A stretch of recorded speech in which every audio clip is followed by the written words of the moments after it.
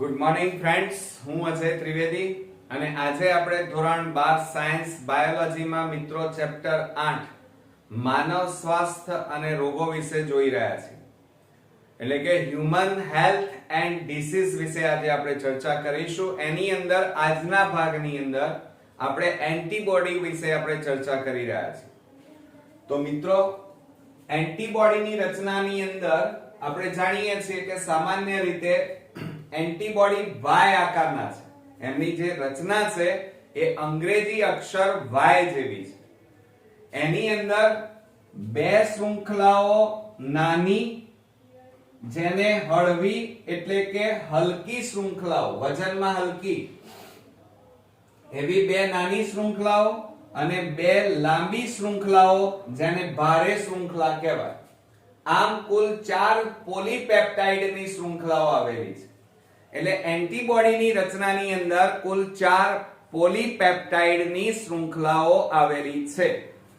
તો મિત્રો, અને આ શૃંખલાઓમાં બે શૃંખલાઓ નાની, જેને લાઇટ કહેવાય એટલે કે હળવી શૃંખલાઓ એટલે L, અને બે શૃંખલાઓ મોટી એટલે કે હેવી એટલે કે ભારે છે.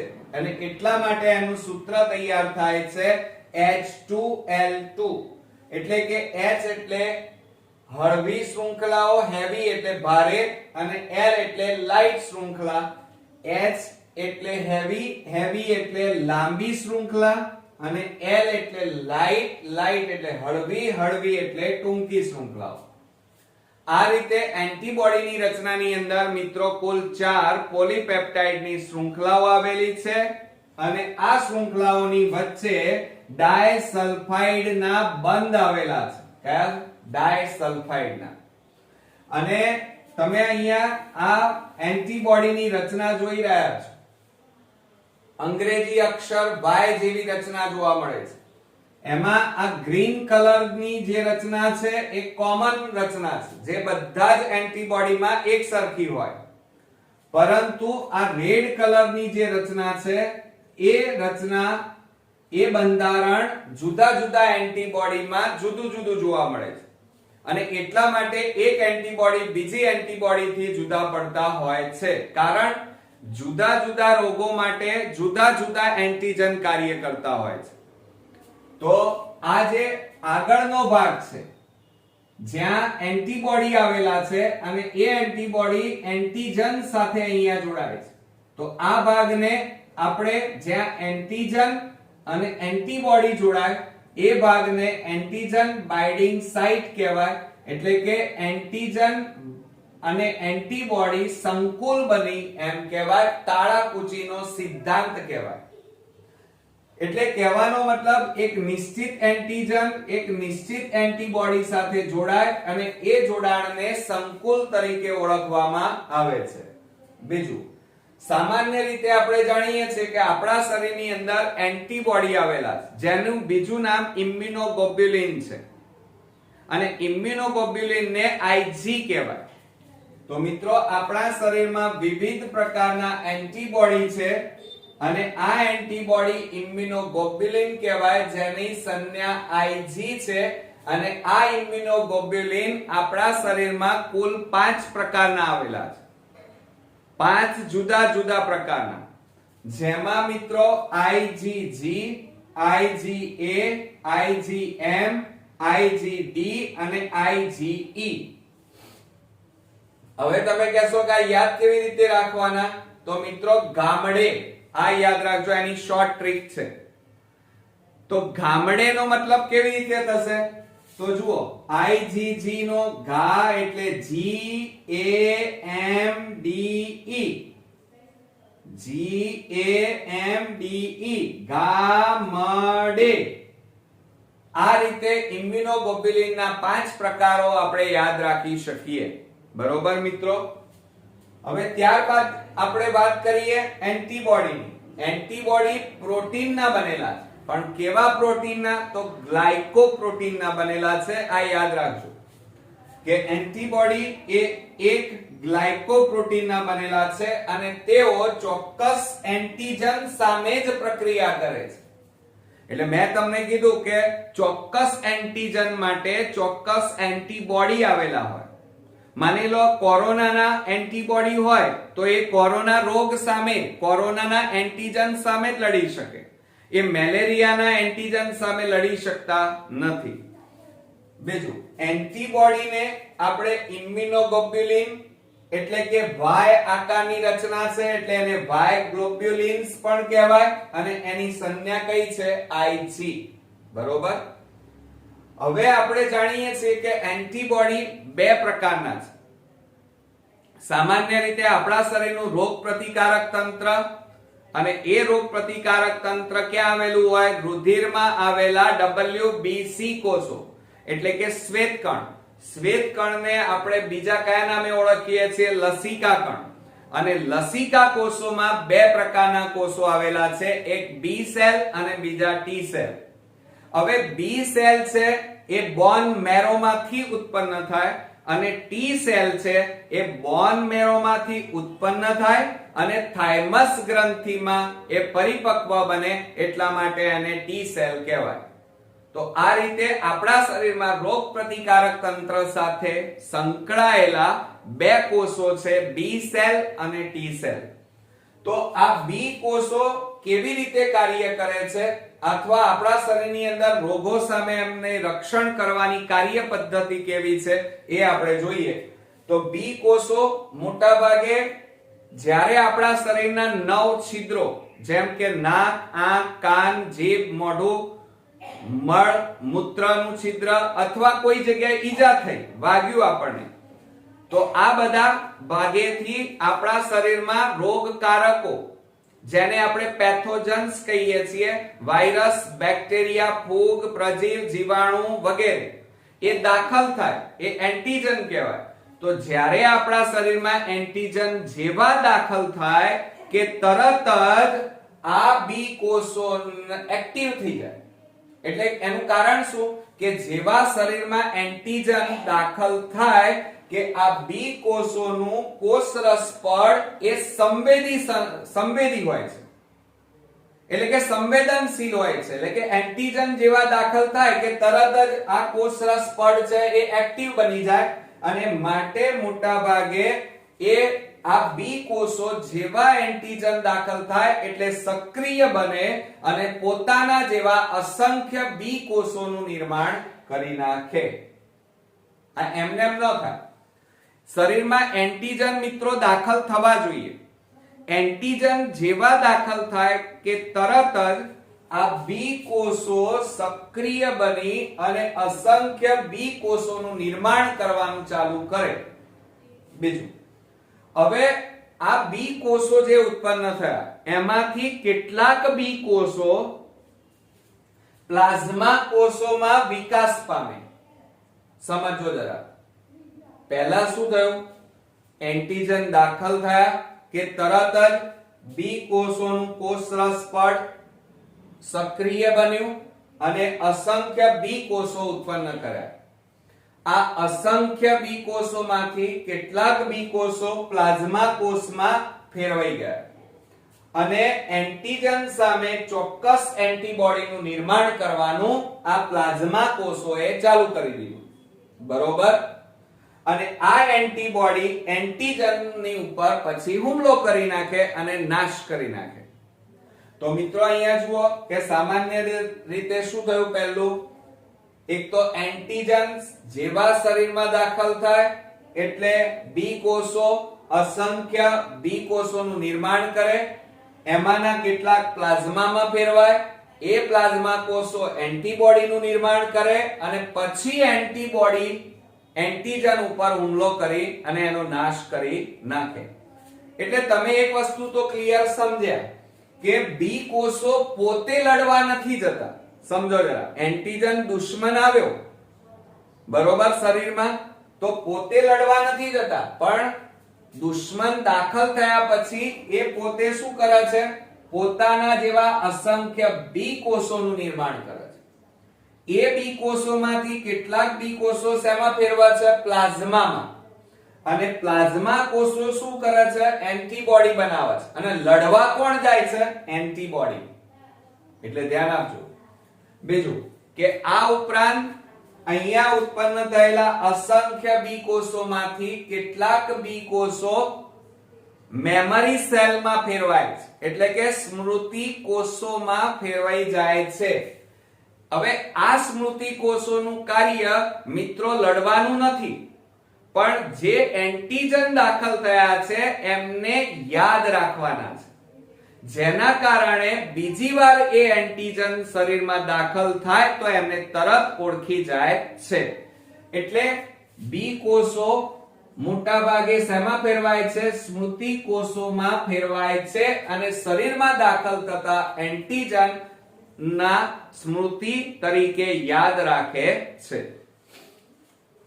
બીજું, હવે મિત્રો હવે એન્ટીબોડી અને એન્ટીજન આ બંને જોડાશે ક્યાં? તો અહીંયા આપણે જોયું, મેં તમને શરૂઆતમાં સમજાવ્યું કે એન્ટીબોડી આ રહ્યા અને સામેથી કોણ આવશે? એન્ટીજન. એટલે નિશ્ચિત પ્રકારના એન્ટીબોડી નિશ્ચિત પ્રકારના એન્ટીજન સાથે જોડાય અને એ જે જોડાણ છે એને આપણે એન્ટીજન એન્ટીબોડી સંકુલ કહેવામાં આવે છે. એટલે યુદ્ધના મેદાન, આ યુદ્ધનું મેદાન કહેવાય અને ત્યાં બંને દુશ્મનો ભેગા થયા, એન્ટીબોડી અને એન્ટીજન. હવે આ બંને જોડાઈ જાય અને જોડાઈ ગયા પછી આ એન્ટીજન એટલે કે એનો નાશ કેવી રીતે થશે? એન્ટીજનને પરજાત કહેવાય. કેવા કહેવાય? પારકા કહેવાય, દુશ્મન કહેવાય, ટેરરિસ્ટ કહેવાય, આતંકવાદી કહેવાય. એમનો નાશ કરવાનો છે, પણ એ નાશ કરવાની પદ્ધતિઓ જુદી જુદી છે. તો એ જરા જોઈએ. એમાં પહેલી પદ્ધતિ છે એગ્લુટિનેશન. હવે આ એગ્લુટિનેશનમાં શું થાય છે મિત્રો? તો સામાન્ય રીતે આપણા શરીરમાં જેવા એન્ટીજન દાખલ થાય કે તરત જ આ બી કોષો સક્રિય બને, અસંખ્ય બી કોષો ઉત્પન્ન થાય, એ પ્લાઝમામાં ફેરવાય, નવા એન્ટીબોડી બને અને એ એન્ટીબોડી આ એન્ટીજનને બિનહાનિકારક એટલે કે એમની સાથે જોડાઈ જાય. એન્ટીજન અને એન્ટીબોડી જોડાય અને એમને ઓગાળી નાખે, એમને અદ્રવ એટલે કે એમને મિત્રો અવક્ષેપિત કરી અને એમનો નાશ કરી નાખે. તો એન્ટીબોડી એ બેક્ટેરિયા, વાયરસ અને પરજાત દ્રવ્યો જે નુકસાન કરવાના છે એને પરજાત કહેવાય. એ એન્ટીજનના સંપર્કમાં આવતા, કોણ એન્ટીજનના સંપર્કમાં આવે છે? એન્ટીબોડી. અને આ એન્ટીબોડી અને એન્ટીજન એકબીજા સાથે જોડાઈ જાય અને આ એન્ટીબોડી એન્ટીજનને બિનહાનિકારક અથવા અદ્રાવ્ય પદાર્થમાં અવક્ષેપિત કરે છે. એટલે કે એન્ટીજનને વાયરસ, બેક્ટેરિયા, ફૂગ એમને ઓગાળી નાખી એમનો નાશ કરવાનું કાર્ય કરે છે. આ પહેલી પદ્ધતિ જેને આપણે એગ્લુટિનેશન તરીકે ઓળખીએ છીએ. બીજા નંબરની પદ્ધતિ જોઈએ ઓપ્સોનાઇઝેશન. કઈ? ઓપ્સોનાઇઝેશન. આ પદ્ધતિની અંદર મિત્રો જુઓ કે ખાસ પ્રકારના ઇમ્યુનોગ્લોબ્યુલિન્સ એટલે IG, આ ઇમ્યુનોગ્લોબ્યુલિન્સના અણુઓ જેવા એન્ટીજન દાખલ થાય એટલે એમના શરીર ઉપર ચડી બેસે. એટલે જો અહીંયા મેં બતાવ્યું છે, આ રેડ કલરના એન્ટીજન છે અને એની આજુબાજુ વાય આકારના શું ગોઠવાઈ ગયા? એન્ટીબોડી, જેને ઇમ્યુનોગ્લોબ્યુલિન્સ કહેવાય. અને એને દુશ્મનને ઘેરી નાખ્યા. એન્ટીજનની આજુબાજુ એન્ટીબોડી ગોઠવાઈ ગયા અને પછી કોને બોલાવવામાં આવે? તો ભક્ષક કોષોને બોલાવવામાં આવે. તો ભાઈ ભક્ષક કોષો આવી જાવ, અહીંયા આતંકવાદી પકડાયો છે અને એને મારી નાખો. એટલે ભક્ષક કોષો એ જગ્યાએ અહીંયા પહોંચી જાય અને પછી આ એન્ટીજનને એ ભક્ષણ કરી ખાઈ જઈ અને એનો નાશ કરી નાખે. તો આ ક્રિયાને ઓપ્સોનાઇઝેશન કહેવાય મિત્રો. તો આ સેકન્ડ પ્રક્રિયા. આ પ્રક્રિયામાં શું થયું મિત્રો? એક તો એન્ટીજન દાખલ થાય શરીરમાં એટલે એની આજુબાજુ એને કોણ ઘેરી નાખે છે? એન્ટીબોડી. ઘેરી નાખ્યા પછી ભક્ષક કોષોને બોલાવવામાં આવે છે અને ભક્ષક કોષો આ ઘેરાયેલા એન્ટીજનને ઓળખી જાય અને પછી એના ઉપર હુમલો કરે અને એનું ભક્ષણ કરી અને એન્ટીજનનો નાશ કરી નાખે, આ ક્રિયાને ઓપ્સોનાઇઝેશન કહે છે. બરોબર મિત્રો. ત્યાર પછી ત્રીજા નંબરની પદ્ધતિ નિષ્ક્રિયકરણ. હવે મિત્રો કેટલાક રોગકારકો, વાયરસ, બેક્ટેરિયા, ફૂગ, પ્રજીવ, જીવાણુ, આ બધા જે પેથોજન્સ છે એ આપણા શરીરમાં કેટલીક વાર ઝેરી દ્રવ્યનું નિર્માણ કરે છે, જેને આપણે વિષ એટલે કે ટોક્સિન તરીકે ઓળખીએ છીએ. તો આ ઝેરી અસર જે ઉત્પન્ન થઈ, એ ઝેરી અસરને નાબૂદ કરવાનું કાર્ય એન્ટીબોડી દ્વારા થાય છે. એટલે કે એ ઝેરી અસરને નાબૂદ કરી નાખે છે. કોણ? એન્ટીબોડી. તો આ ક્રિયાને આપણે શું કહીએ છીએ? નિષ્ક્રિયકરણ કહીએ છીએ. શું કહીએ છીએ મિત્રો? નિષ્ક્રિયકરણ. અને એમાં ઉદાહરણ તરીકે મિત્રો યાદ રાખજો ધનુર્વિષ. ધનુર્વિષ એટલે કે ટીટેનસ ટોક્સિન. બરોબર મિત્રો, ખ્યાલ આવ્યો ને? તો આ રીતે જે બી કોષો છે આપણા શરીરમાં, એ ત્રણ જુદી જુદી પદ્ધતિઓ દ્વારા એન્ટીજનને શરીરમાં દાખલ થતા અટકાવે છે અને એમનો નાશ કરે છે. પહેલી પદ્ધતિને એગ્લુટિનેશન કહેવાય. આ પદ્ધતિમાં એન્ટીજનને ઓગાળી દેવામાં આવે છે અને એમનો નાશ કરવામાં આવે છે. બીજી પદ્ધતિ ઓપ્સોનાઇઝેશન. આ પદ્ધતિમાં એન્ટીબોડી શું કરે? એન્ટીજન ઉપર ચડી જાય, બરોબર, એને ઘેરી નાખે અને ભક્ષક કોષોને બોલાવવામાં આવે અને એનો નાશ કરવામાં આવે. ત્રીજી પદ્ધતિ છે નિષ્ક્રિયકરણ. આ પદ્ધતિમાં એન્ટીબોડી શરીરમાં દાખલ થતા જે એન્ટીજન્સ દ્વારા જે ઝેરી પદાર્થોનું નિર્માણ કરવામાં આવે છે, એ ઝેરી પદાર્થોની અસરને નાબૂદ કરી અને શરીરનું રક્ષણ કરવાની જે ક્રિયા થાય છે એને નિષ્ક્રિયકરણ કહેવામાં આવે છે. તો મિત્રો આ રીતે એગ્લુટિનેશન, ઓપ્સોનાઇઝેશન અને નિષ્ક્રિયકરણ, આ ત્રણ જુદી જુદી પદ્ધતિઓ દ્વારા બી કોષો આપણા શરીરનું રક્ષણ કરે છે. હવે બીજી વાત કરીએ કે આપણે એન્ટીબોડી શબ્દ વાપર્યો. એન્ટીબોડી પ્રોટીનના બનેલા હોય, પણ કયા? ગ્લાયકોપ્રોટીનના. હવે આ એન્ટીબોડી કુલ આપણે જાણીએ છીએ કે એન્ટીબોડીને ઇમ્યુનોગ્લોબ્યુલિન કહેવાય, IG. અને કુલ કેટલા પ્રકારના છે? 5 પ્રકારના ઇમ્યુનોગ્લોબ્યુલિન શરીરમાં આવેલા છે. અને એની શોર્ટ ટ્રીક આપણે કઈ યાદ રાખી? Gamma day. એટલે કે IgG, IgA, IgM, IgD અને IgE. એટલે જુઓ GAMDE એટલે કે ગામડે. બરોબર, યાદ રહેશે ને મિત્રો? તો હવે IgG, આ IgG શું કરે? તો આપણા શરીરમાં જે ભક્ષક કોષો અને પૂરક તંત્રને ઉત્તેજિત કરવાનું કાર્ય કરે. જ્યારે શરીરમાં એન્ટીજન દાખલ થાય, પરજાત દ્રવ્યો દાખલ થાય, ત્યારે IgG, ઇમ્યુનોગ્લોબ્યુલિન G, એ ભક્ષક કોષો અને પૂરક તંત્રને ઉત્તેજિત કરવાનું કાર્ય કરે છે. અને આ મિત્રો IgG એ માતાના દૂધમાં હોય છે. કોના દૂધમાં? માતાના દૂધમાં. એને મિત્રો ફાઇટોક્રોમ કહેવાય. શું કહેવાય? ફાઇટોક્રોમ.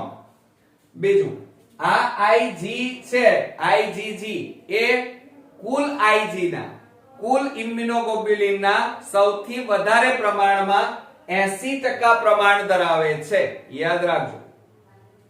ત્યારબાદ IgA ની વાત કરીએ તો આ IgA એ આપણા શરીરનું શ્વસન તંત્ર અને પાચન તંત્રમાં એન્ટીજનનું મોટા ભાગે એન્ટીજન સામે રક્ષણ કરવાનું કાર્ય કરે છે. એટલે કે રોગો સામે આપણું શ્વસન તંત્ર અને પાચન તંત્રનું રોગો સામે રક્ષણ કરતું તંત્ર છે. બીજું એ IG ના 15 થી 20% પ્રમાણ ધરાવે છે અને આ પણ માતાના દૂધમાં હોય છે. અને સાથે સાથે જ્યારે એ મળ દ્વારા બહાર નીકળે, આ IgA નીટ માટે ખાસ ધ્યાન રાખજો કે Ig એ મળ દ્વારા જ્યારે બહાર નીકળે ત્યારે એ કોપ્રો એન્ટીબોડી કહેવામાં આવે છે. એને શું કહેવાય? કોપ્રો એન્ટીબોડી. યાદ રાખજો મિત્રો. ત્યાર પછી IgM ઇમ્યુનોગ્લોબ્યુલિન M એનું કાર્ય મિત્રો બી કોષો બી સેલને સક્રિય કરવાનું, ઉત્તેજિત કરવાનું, જગાડવાનું કાર્ય કરે છે. અને આ IgM એ ઇમ્યુનોગ્લોબ્યુલિનના કુલમાંથી 5 થી 10% એનું પ્રમાણ હોય છે. અને એ સૌથી મોટા છે મિત્રો. કેવા છે? મોટા ઇમ્યુનોગ્લોબ્યુલિન છે. નીટ માટે આ પણ યાદ રાખજો કે સૌથી મોટા કયા? તો IgM. ચોથા નંબરમાં ઇમ્યુનોગ્લોબ્યુલિન D અને એ લસિકા કણોની સપાટી પર રહી એન્ટીજન ગ્રહણ કરવાનું અને બી કોષોને એન્ટીબોડી ઉત્પન્ન કરવા પ્રેરવાનું કાર્ય કરે છે. એટલે IgD શું કાર્ય કરે મિત્રો? લસિકા કણોની સપાટી ઉપર છવાઈ જાય અને એન્ટીજનનો નાશ કરાવે. અને બીજું કે બી કોષોને એન્ટીબોડી ઉત્પન્ન કરવા ઉત્તેજિત કરવાનું કાર્ય આ ઇમ્યુનોગ્લોબ્યુલિન D નું છે. અને લાસ્ટમાં જોઈએ મિત્રો IgE ઇમ્યુનોગ્લોબ્યુલિન E. અને આ દ્રવ્ય, આ એન્ટીબોડી એ આપણા શરીરમાં એલર્જી ઉત્પન્ન કરવા માટે જવાબદાર છે. અને આપણે જાણીએ છીએ કે એલર્જી જુદા જુદા પ્રકારની હોય. કોઈને પ્લાસ્ટિકની એલર્જી હોય, કોઈને અનાજમાં, કોઈ શાકભાજી, કોઈ કપડા, કોઈને પવનની એલર્જી હોય, કોઈને સૂર્યની એલર્જી હોય, કોઈને લાકડાની, કોઈને સોનું ચાંદી વગેરેની એલર્જી હોઈ શકે. પણ એ એલર્જી થવાનું કાર્ય એટલે કે કોણ જવાબદાર છે? Immunoglobulin E. તો આ રીતે આપણે ઇમ્યુનોગ્લોબ્યુલિનના કુલ 5 પ્રકાર જોયા ગામાડે. આમાં તમારે નીટ માટે ખાસ યાદ રાખજો મિત્રો કે સૌથી વધારે ઇમ્યુનોગ્લોબ્યુલિન કયા? તો સૌથી વધારે પ્રમાણ કોનું છે? IgG. અને એનું પ્રમાણ કેટલું છે? 80%. અને નીટમાં જો એવું પૂછાય કે સૌથી મોટા પ્રકારના ઇમ્યુનોગ્લોબ્યુલિન કયા? તો સૌથી મોટા પ્રકારના ઇમ્યુનોગ્લોબ્યુલિન IgM છે. બરોબર મિત્રો? તો આ થઈ આજના ટોપિકમાં આપણે બી કોષો, એની મારવાની પદ્ધતિ અને સાથે સાથે એન્ટીબોડી વિશે આપણે આજે જોયું. નેક્સ્ટ ટોપિકમાં આપણે ટી સેલ અને એની એન્ટીજન સાથેની ક્રિયાવિધિ વિશે ચર્ચા કરીશું. ત્યાં સુધી ગુડ નાઇટ ફ્રેન્ડ્સ.